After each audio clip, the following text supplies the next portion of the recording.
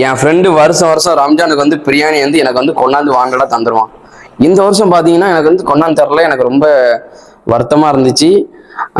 திடீர்னு தெங்காசி வச்சு என்னை பார்த்த உடனே சரி என்னால் கொண்டாந்து தர முடியல இந்த வருஷம் அப்படின்னு சொல்லிட்டு எனக்கு உடனே பிரியாணி வாங்கி தந்திருக்கான் பாருங்க.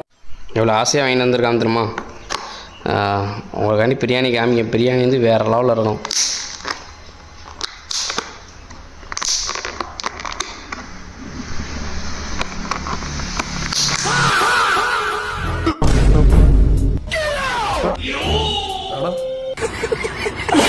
என்னடா பிரியாணி இருக்குன்னு பார்த்தீங்களா?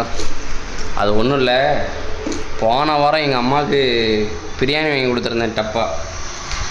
திடீர்னு டிஃபன் கிடைக்கல, டிஃபன் பாக்ஸ் கிடைக்கலன்னொன்னே இதில் வச்சு தந்து விட்டாங்க.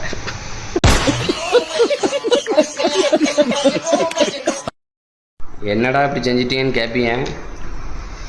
இன்னைக்கு கொஞ்சம் வேலை அதிகம், கண்டென்ட் கிடைக்கல. சரி இதோ ஒரு கண்டென்ட்டாக போட்டுருவோம்னு போட்டு விட்டேன்.